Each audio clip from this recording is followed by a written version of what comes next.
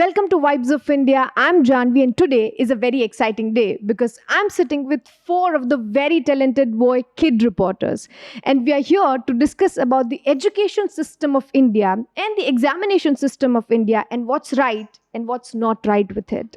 To give you a brief about the discussion, well, it is a discussion and not a debate. Each participant will get 1 minute to explain their stand.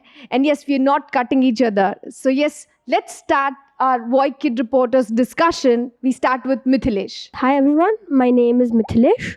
I am a 7th grader from Ananiketan Satellite Campus. I'm too thrilled to speak about this topic. While researching about the same, I had read a quote which was said by Nelson Mandela in his days. He said that education is that weapon which can change the entire world. And today, I can proudly say that due to the Indian education system, the youth literacy rate has changed to 92%. I am in the favor of the Indian education system because of a simple reason. As during the ancient times, the Vedas and the ancient knowledge which was given from hand to hand orally from teacher to the guru. And today, with the new urban setups and the ancient knowledge, students can take a flight and book their journey for success. Hello everyone, I'm Anish Ganpati. I study in Ananiketan Bharaj. I'm in 8th grade and my views on the Indian education system are it is quite good, it has great potential, but I have certain problems with it. For example, the examination. You study for 6 months and at the end of 6 months you have an examination. I don't think that's fair. I think such exams only test your memory and not your motor skills and knowledge. I would also like to add that, as Mithilesh said, we have great Vedic knowledge. I feel that the Indian education system does not give much importance to Vedic knowledge or ancient knowledge, and most subjects we have are based on modern things, including science and mathematics. Hello everyone, I'm Samaira and I'm in ninth grade in AIS. And my opinion on the educational system is that it is not good because one of the reasons is that it is giving too much pressure to the children nowadays, and the children which are getting the pressure are taking it out in many ways, which is anxiety, stress, depression, and much more. I think that the Indian education system was much better before, as it used to open up our knowledge and increase our creativity. But nowadays, it is all about the marks and how to get into good universities. It is not focusing on the tomorrow and how we can build a better future for ourselves. Hey guys, I'm Arishi and I'm in 6th grade, Ananiketan Satellite. So I think that the Indian system was better the last time we saw it. So when it started, it was small children used to go to teachers and the teachers would pay specific attention to them. Then there was schools were from state. The schools were developed by states, and then private schools. The private schools started. But I think like when we compare our systems to the international ones, we see that the developed countries have good fundings and quality teachers, which means they have free education and government schools. So there's only one board there. We don't have ICSE and IB and stuff. So I think that everyone should have a fair chance of education, and there should be quality education given. Thank you. So, very well done in the first round. And as Samaira pointed out, that many a time students feel pressure before the exams. So we want you to, each of you, in just 30 seconds, you have to explain and tell us that do you feel pressure during exams and what are your experience? You have to share your personal experience of preparing for the exams. So basically, before the exams, all of us are starting to get stressed out months before. But because of the stress, I don't think so we're able to study that much because because of the stress which is coming to us. And then the last minute studies which happens is beneficial, as when the last minute studies happen, that only gives an output in the exam, not the studies that we have done months before. I do not experience any pressure at home or at school, and I would like to say that I am one of the lucky few who does not have any pressure. However, I have seen generally I've seen people talk about how much stress they have during exam, and like I said, I do not think it is fair that you take an exam 6 months after you teach a specific topic. And like we are seeing recently, many students of 12th and 10th grade during their board exams have suicidal tendencies. And I think that education is quite important in our lives, but I don't think that it is so important that if you don't have good education, you have to end your life. Right. About exams, I don't think that, I personally feel pressurized, but after the exams, all of us ponder that what was it about to get pressurized? It's just, a month of practice and you have to vomit it out in the 2 hours. That is the time of the need of the education. And as Anish pointed out, I also had the same fault. There are some loopholes, but all of them are trying to cover it, right? And our knowledge would only get tested because there are some people without just reading the chapter twice score good marks. That is just because of their attentiveness, listening to the teacher. So a real knowledge only gets tested after a certain period that has passed by, after you gain or dissolve that knowledge. And personally, I yeah, there is stress and anxiety, but when we see the result, the months of hard work, actually it pays off very well. I think exams are necessary to to give you an experience of how people are going to test you when you grow up. But I also think that when you so that like in exams you feel like pressure that array this is going to happen. Oh my God, I'm gonna after exams then it's after exams you feel happy, but then result comes and then you again feel pressurized. So if you're having an exam, there should be immediate result, and an exam should be surprise. So it actually tests you. So good to listen about your experience of exams and whether you feel pressurized or not. But if you were to change just one thing in Indian examination system, then what would it be? You can point out anything when it comes to, say, examination in the education overall. So I would like to say that exams from start is like a good habit because you initiate how to go through the process. But I feel if the exams were put in like a better way, like a project or something, which could actually help to test the students' motor skills along with educational skills, it would be really good. Ma'am, I personally feel that the first change should be made is not with the education system. It is about our perseverance of what exam is and how important it is. Like Arushi said, internationally, like in the US, if you score well, your average, it does not matter to your parents and your teachers. They don't look at you differently. However, in India, we have such a concept that you score well, you are God, and if you don't score well, then no one even bothers about you. So that should change. I know exams or education is still very important, and exams test how much education, how much knowledge we have got. But again, our perseverance has to be different about exams. They are not so important in our lives. Let's be practical, shan't we? About exams, I would say is that let's reduce the amount of MCQs. I have a certain reason for that as well. For example, you write 4 lines for a particular question and you are asked to fill in the blanks. So those two fill in the blanks. If you mess up, you lose your completely 2 marks. But that those 4 lines, if there is some formation error, there are chances of you getting a 0.5 or 1.5 or at least one full mark. So and it hurts after you work so hard and marks go in MCQs. And as Samaira suggested about having exams in project, I think my thoughts vary from her because in Delhi, every year 2 projects are given in each semester, and 58% of the students go to a residential shopping mall, give 1,000 rupees, buy a project manual, the entire manual, and submit it, and there's no cross verification. So I think exams are the only way to test knowledge of today in India. But as we are growing, the change in mentality, as Anish said, will get up with the hard work or the efforts put by the government. as I said earlier, I think that they shouldn't be, scheduled. They should be scheduled, but the schedule should not be known by the students, because then so because there's this thing that's called lack of interest. So if we look at one topic, we don't explore it further. We just see what's taught in the textbook, and we don't even read it actually. It's all that's done in school, homework done, it's over.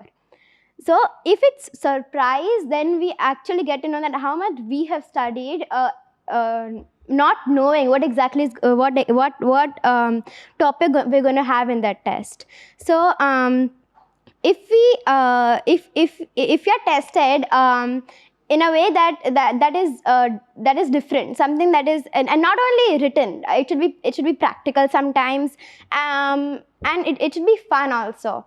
So I think that would make students like studies. So examination should be a mix of both, like practicals and theories, MCQ. True. And even though it is said that every child is different, most of the times we have similar parameters, same parameters to judge, say, thousands, lakhs of students. So, what are your thoughts on the central examinations that most students prepare for? That since the examinations that students prepare for are, well, not that well prepared, because when students are going ahead and preparing for the exams, they don't know how to prepare exams. So many of the students who are well, going at home and studying, they and giving the exam for the first time, they really don't know how to prepare for it, which could badly influence on the results. Um, I don't think there should be any changes made. So I would like to give the mic to Mithilesh if he has to add something. Yeah. Well, the central exams, as you asked us, I think it's a particular field that a student at a certain age chooses and prepares on it. There's a word called black zone. How much you prepare, but for those 15 minutes, when it's like a Jenga puzzle. One, if any block misses out, the entire building falls. It's about the confidence level, and I don't think, as Anish said, there shouldn't be any difference, because the central exams are mostly focused on MCQs as well. So I think counseling sessions should be there for students to avoid this so-called black zone thing. So yeah, that's it. I think there's no change for the central exams as you asked for. I think that they should be more creative in their exams, but otherwise the format and stuff, I have no changes. And Samaira, as you pointed out that you do not like the current education system, what are your other points? What are your other reasons for not liking it? So some other reasons for not liking the current education system is that the one is the pressure, which I pointed out before. The second reason is that it's all about the grades nowadays. So now if we think in real life, now if a person studies in Harvard University after school, or if a person does not go to college at all, now does it matter which college you have gone to after you're done with college? If you apply for a job and you show your resume, they will see where you have studied, what is your qualifications. But if you do not, like, even after you've studied, you're mostly memorizing stuff and giving your exams, and you're getting A pluses, A's, and getting into good colleges. But if you don't go to college, and there's so many entrepreneurs which have not gone to college and succeeded so much in life. So I think that this is one of the things that memorizing is there, but what about the practicals? There is nothing which is going on the teachers are not teaching what will happen after your school is done, what is happening after your college is done. It's just still there. I also have a problem with the syllabus system currently. See, the major problem is that CBSE schools, ICSE schools, state board schools, they all follow some different kind of a syllabus. Say, I am currently studying in a CBSE school and I want to shift to a state board school. What I have learned so far does not matter, because they are following a completely different syllabus. The same way, if I learn about a particular topic in third grade, that topic should completely be taught to me in third grade itself. Why does its continuation carry on right till sixth or seventh grade, after which the topic is closed? See, by the time I would forget what was taught to me in third grade, and if my basics are not clear, how would I be able to study further? Talking about this education system and about why I'm in favor of it today, it's because of a simple reason. India, as we all know, is a developing country, and we are making so many efforts. The government is making so many efforts for us, to learn and to learn properly, because so many, so much is provided to us today. Like, I think you must all have heard about this new education policy that was implemented in 2020, 2 years back down the line. It, it gives a comfort zone. Samaira talked about going to Harvard, right? In Harvard, Albert Einstein said this once: knowledge is not about how you have understood the facts, but how you train your mind to dissolve that fact. And that can only be done in a cheerful environment. And that's what India is lacking today. The cheerful environment around for a student to, whenever a student gets up today, he or she should not be bored, and he or she should be, excited to go to the school. And one more thing, as she said about practical based learning, can I share a short story if you permit? Yeah. So, talking about the education system, it's a little off track, but it's about how to, use this knowledge practically. And this also includes Anisha's point of the vast syllabus. You might have all heard about the Balaji wafers. 10 years down the line, it was, today also it's very famous, but its main chief plant was in Vadodara. So the main concept is, I'll just cut it in short, that the chips that fall out, nitrogen is first filled into the packet, then chips fall into it, and then it is sealed, right? So now the problem here was that before the chips enter the packet was getting sealed, and then it was getting to the trucks. And this was a complaint from many of the people down the line, 10 years down the line. So yeah, so they contacted many people, and this was a problem in 4 to 5 places. So they contacted many Chinese, Japanese, and Koreans, and they gave them 80 lakh rupees ka budget to sort everything out per plant. So it was about 3 to 4 crores rupees they had to invest. A peon who was 7th fail, Indian, Gujarati, pure Gujju. He told the trustee that I can solve this problem under 800 rupees.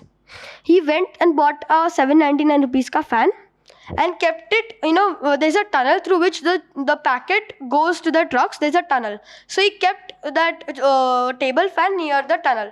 So till the time, if the packet does not have chips in it, it would fly away because it only contains nitrogen, and the one with chips fully packed goes with the truck.